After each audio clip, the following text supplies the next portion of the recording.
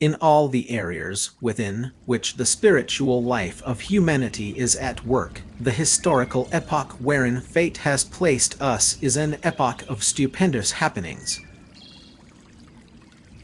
If all consciousness is subject to essential laws in a manner similar to that in which spatial reality is subject to mathematical laws, then these essential laws will be of most fertile significance in investigating facts of the conscious life of human and brute animals.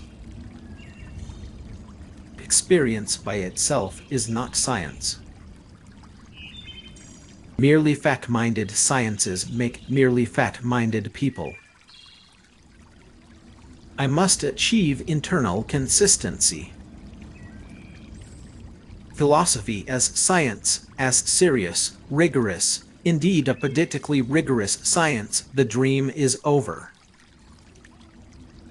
Natural objects, for example, must be experienced before any theorizing about them can occur.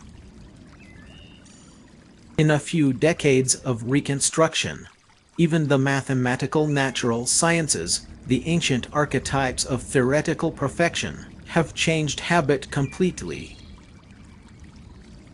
We would be in a nasty position indeed if empirical science were the only kind of science possible.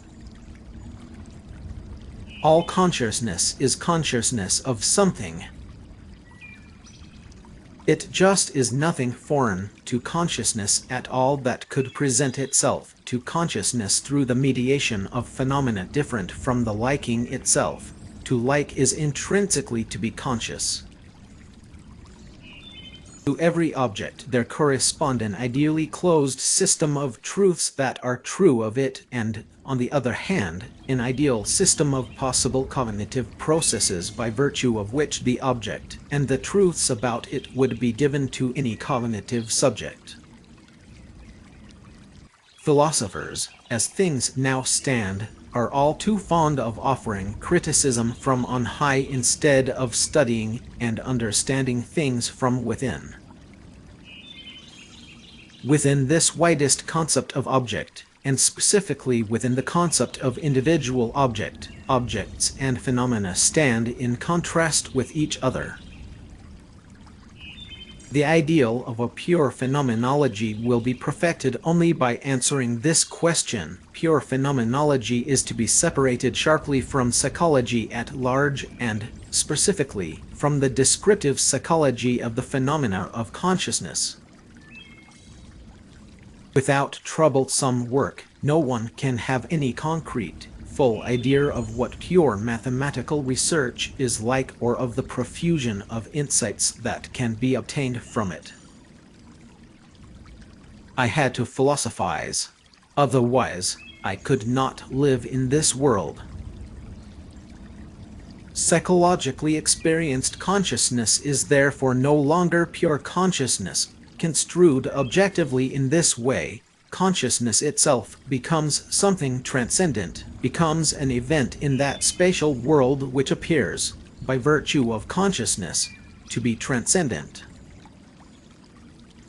All forms of perception, according to Husserl, presuppose an intentional structure of consciousness, and it is in this intentional structure that the primordial link between consciousness and the world is to be sought.